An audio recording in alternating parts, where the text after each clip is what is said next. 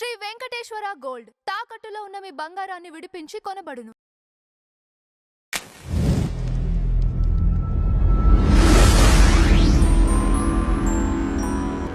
నమస్కారం రాజేష్ గారు. నమస్కారం.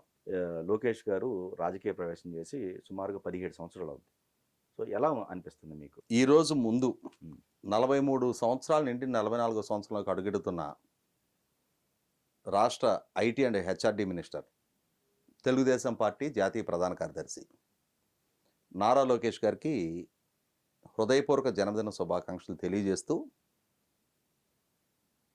తెలుగుదేశం 1983 జనవరి 9వ తారీఖు రోజున ఎన్టీ రామారావు గారు ముఖ్యమంత్రిగా ప్రమాణ స్వీకారం చేస్తూ తెలుగుదేశం పార్టీ ప్రభుత్వం ఏర్పాటు జరిగింది. ఎన్టీ రామారావు గారు రాష్ట్ర ముఖ్యమంత్రిగా పదవి బాధ్యతలు చేపట్టిన 2 వారాలకి, అంటే వారు 9వ తారీఖు రోజు ఈ రాష్ట్రానికి ముఖ్యమంత్రిగా పదవి బాధ్యతలు చేపడితే సరిగ్గా 2 వారాలకి జనవరి 23వ తారీఖు రోజు నారా చంద్రబాబు నాయుడు గారు, భువనేశ్వర్ గారి దంపతులకి నారా లోకేష్ జన్మించడం జరిగింది. అంటే లోకేష్ పుట్టే నాటికే వాళ్ళ తాతగారి రాష్ట్రాన్ని పరిపాలిస్తున్న ముఖ్యమంత్రి. అలాగే వాళ్ళ నాన్నగారు వాళ్ళ తల్లితోటి వివాహం కావటానికి ముందే ఆయన ఈ రాష్ట్రానికి మంత్రి. అంటే ఇటు తన తల్లిదండ్రుల వైపు నుంచి, అటు తన తల్లి నాన్నగారైన ఎన్టీ రామారావు గారి వైపు నుంచి కూడా తాను పుట్టి తనకు ఊహ తెలిసిన నాటి నుంచి కూడా తన చుట్టూ అధికారము, హోదా ఇవన్నీ చూస్తూ పెరిగాడు తను. అదే సందర్భంలో తనకి కొంచెం ఏజ్ వచ్చేటప్పటికి వాళ్ళ నాన్నగారు ఉమ్మడి రాష్ట్రాన్ని సుదీర్ఘకాలం పరిపాలించిన ముఖ్యమంత్రి. అలా అధికారము, హోదా, ఆ దర్పము, ఆ ప్రోటోకాల్స్, ఆ వందిమాగదులు వీటిని చూస్తూ పెరిగిన పిల్లలు ఎవరికైనా కూడా కొంత డెఫినెట్గా యాటిట్యూడ్ ఉంటుంది వాళ్ళలో. గర్వం, అహంకారం ఇట్లాంటివి ఉంటాయి. మానవ సంబంధాలకు విలువ ఇవ్వకుండా, పెద్దగా సామాజిక సంబంధాలు అసలే లేకుండా ఒక రకమైన ధిక్కార ధోరణితో ఉంటారు. కానీ ఇవన్నీ చూస్తూ పెరిగిన ఉమ్మడి రాష్ట్రమే కాదు, దేశవ్యాప్తంగా కూడా పేరు ప్రఖ్యాతులు కలిగిన కుటుంబంలో పెరిగిన, అన్నిటికన్నా ముఖ్యంగా స్టాన్ఫోర్డ్లో ఉన్నత విద్యను అభ్యసించిన, కాగ్నిమిలను, స్టాన్ఫోర్డ్ లాంటి ప్రతిష్టాత్మక విదేశీ యూనివర్సిటీల్లో ఉన్నత విద్యను అభ్యసించి, అట్లాగే ఆర్థికంగా కూడా ఒక స్థితిమంతుల కుటుంబానికి చెందిన నారా లోకేష్ గారు యాటిట్యూడ్ ఎలా ఉంటుంది అని అంటే దానికి ఎవరో చెప్పవసరం, నేనే ప్రత్యక్ష ఉదాహరణ. నేను 2024 ఎన్నికలకి ముందు ఒకసారి తన ఆహ్వానం మేరకు తను కలవటానికి వెళ్ళాను. నేను నాకు 2023 ఏప్రిల్లో బైపాస్ సర్జరీ అయింది. 2024 ఏప్రిల్లో, అంటే 1 year తర్వాత నేను తను కలవటానికి వెళ్ళాను. యూట్యూబ్లో, ప్రధాన స్రవంత మీడియాలో మాట్లాడుతున్న ఒక విశ్లేషకుడుగా నేను తనకు తెలుసు. చంద్రబాబు గారు అబ్బాయిగా 2017 నుంచి ఆంధ్రప్రదేశ్ రాష్ట్రంలో మంత్రిగా పనిచేస్తున్న లోకేష్ గురించి మనకు కొత్తగా పరిచయం అవసరం. అటువంటిది నేను అప్పుడు నెక్స్ట్ రాబోతుంది నేనని తనకు తెలుసు. తను ఒక హాల్లో వెయిట్ చేస్తుంటే నేను అట్లా డోర్ నుంచి అట్లా లోపలికి ఎంటర్ కాగానే తన స్థాయికి, పార్టీలో తనకున్న హోదాకి, జాతీయ ప్రధాన కార్యదర్శిగా తాను లేచి నిలబడి, ఆల్మోస్ట్ నేను వాకిట్లో నుంచి లోపలికి వస్తున్నప్పుడు 10 అడుగులు ముందుకు నడుచుకుంటూ వచ్చి, మీ ఇద్దరే ఉంది, ఇంక వేరే ఎవ్వరు లేరు అక్కడ, అన్న ఎలా ఉన్నారు, సర్జరీ నుంచి కంప్లీట్ కోలుకున్నట్టేనా, అంటే 1 year ముందు నాకు జరిగిన సర్జరీ గురించి తనకు అవగాహన ఉంది. అది గుర్తుంచుకొని ఒక సామాన్యుడిని నన్ను అంత గౌరవంగా, నా వయసుకి తనకన్నా నేను 13-14 సంవత్సరాలు పెద్దవాడిని వయసులో, దానికి విలువిచ్చి నన్ను అన్నా అని సంబోధిస్తూ ఆప్యాయంగా వచ్చి నాకు చెయ్యి ఇచ్చి తీసుకెళ్ళి తన పక్కన కూర్చోబెట్టుకొని ఒక 1/2 hour మా ఇద్దరి మధ్య చర్చ జరిగింది. వివిధ అంశాల గురించి, రాజకీయాలు, రాష్ట్ర రాజకీయాల గురించి, రాబోతున్న ఎన్నికల గురించి, ప్రచార వ్యూహాల గురించి. ఆ జరిగిన సందర్భంగా కూడా మన ఇంట్లో మన పిల్లవాడితో ఎలా మాట్లాడతామో అంత అనుబంధం. అంటే అంతకుముందు నేను ఎప్పుడు తన కలవాల, ఒకసారి ఒక పబ్లిక్ ప్రోగ్రాంలో తన పక్కనే నేనున్నా, క్యాజువల్గా తను షేక్ హ్యాండ్ ఇచ్చాడు ఆ రోజు నాకు. అంతే తప్ప నేను తనకు పరిచయం లేదు. తను నాకు పలానాన్ని నాకు తెలుసు కాబట్టి ఇంక తనే నాకు అదనంగా పరిచయం అవసరంలా. అటువంటిది అక్కడ మనకి ఎప్పుడో ఎన్నో సంవత్సరాల అనుబంధం ఉన్నట్టుగా ఆత్మీయంగా ఆప్యాయత కనపరుస్తా, ఆ స్థాయి చంద్రబాబు నాయుడు గారు అబ్బాయి దగ్గర మనం కూర్చున్నాం, ఎన్టీ రామారావు గారు మనవడి దగ్గర మనం కూర్చున్నాం. తాను స్వయంగా 2017-19 మంత్రిగా పనిచేస్తున్న, ఇన్ని లక్షల సభ్యత్వం ఉన్న పార్టీ ప్రధాన కార్యదర్శి అన్న భావన కూడా లేకుండా చాలా ఫ్రీగా. ఆ తర్వాత మళ్ళీ 2024 ఎన్నికల్లో అంటే ఒక 4 నెలల్లో మరొకసారి పిలిపొస్తే మళ్ళీ నేను, అడుసుమల్లి శ్రీనివాసరావు గారు, అంకమ్మ చౌదరి గారు ముగ్గురు వెళ్ళాం. ఆ రోజు కూడా అంతే. అప్పటికి పదవి బాధ్యతల స్వీకరణ, ప్రభుత్వం గాడిన పడతా ఉన్న టైం. అంటే ఎందుకు చెప్తున్నానంటే, తను పెరిగిన వాతావరణానికి ఇవాళ కొంతమందికి సంబంధించి వీళ్ళు రిచ్ కిడ్స్ రా, వీళ్ళు ఇట్లాగే యాటిట్యూడ్ ప్రదర్శిస్తారు అని చెప్పని కొందరి ప్రవర్తన చూసి సమాజం అనుకుంటూ ఉంటుంది. కానీ ఇక్కడ రిచ్ ఒకటే సమస్య కాదు. రిచ్తో పాటుగా అధికారము, హంగు ఆర్పాటం, ప్రోటోకాల్స్ ఇన్నిటి మధ్య పెరిగి కూడా తను అంత డౌన్ టు ఎర్త్ లాగా ఉండటం. ఇవాళ మనం ఎవరైనా కలిసినప్పుడు వాళ్ళు ఎలా స్పందించారు అనేది ఆ క్షణాన మన గురించి కొంచెం తిరస్కార ధోరణితో, కొంచెం చులకనగా ఎవరైనా వ్యవహరించినా మనకి ఇక్కడ ఆ మెమరీస్ ఉండిపోతాయి. అరే పలానా వాళ్ళని కలవటానికి వెళ్తే మనల్ని ఈ విధంగా చులకన చేశారే అని చెప్పని, మనల్ని ఎవరైనా ఆత్మీయంగా రిసీవ్ చేసుకొని మనకు విలువిచ్చి మనం ఏం చెప్తున్నామో ఆలకించి వాళ్ళు కూడా సావకాశంగా మనతో మాట్లాడారు అనుకో, అది కూడా మనకు జీవితకాలం ఒక మెమరీగా ఉండిపోతుంది. లోకేష్, నేను ఇప్పటి వరకు తనతో కలిసి బయటకు వచ్చిన చాలామందితో నేను ఇంటరాక్ట్ అయ్యా. ఎవరు చెప్పినా ఒకటే, వన్ అండ్ ఓన్లీ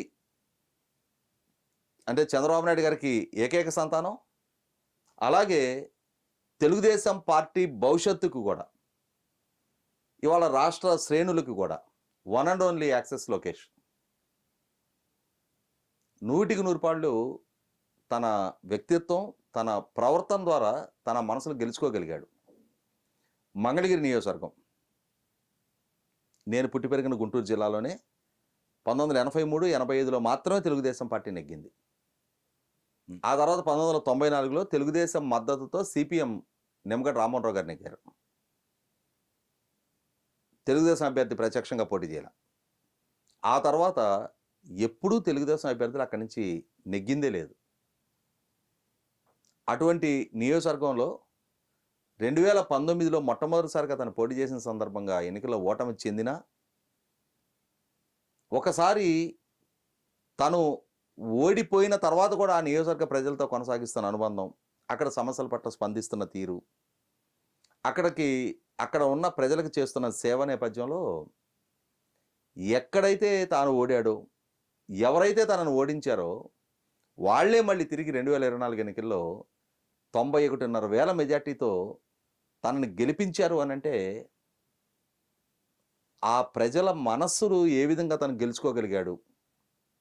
అరే ఈ పిల్లాడినా మనం ఓడించింది, అరే ఎంత పెద్ద తప్పు చేసామో తను ఓడించి మనం అని చెప్పని వాళ్ళకు వాళ్ళు రియలైజ్ అయ్యి 5,000తో ఓడిన దగ్గర 91.5 నెగ్గటం అని అంటే, 91.5 నెగ్గి 5,000తో ఓడినాడని చాలామందిని చూసాం మనం.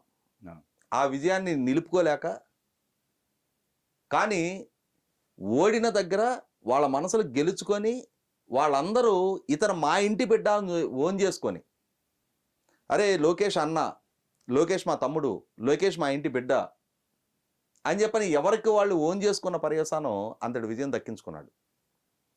2014-19 మధ్య చంద్రబాబు నాయుడు గారి ప్రభుత్వం తన పాలనా హయాంలో తానేం చేశాను అని చెప్పని కొన్ని ఘనతలు చాటుకుంది.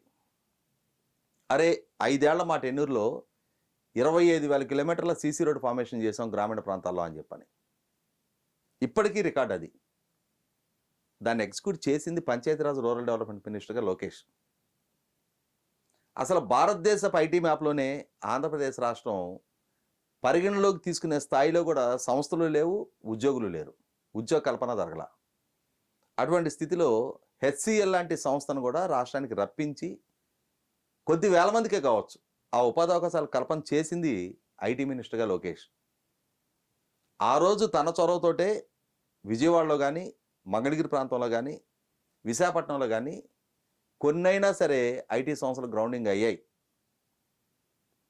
ఆ తర్వాత ఇవాళ 2024లో మళ్ళీ పదవి బాధ్యతలు చేపట్టిన తర్వాత ఈ పదవి బాధ్యతలు చేపట్టే క్రమంలో కూడా ఒకసారి 100% లోకేష్ గురించి చెప్పుకోవాల్సిన అవసరం ఉంది. 2019 ఎన్నికల్లో తాను ఓటమి చెందిన క్రమంలో తనను విపరీతంగా ట్రోల్ చేశారు.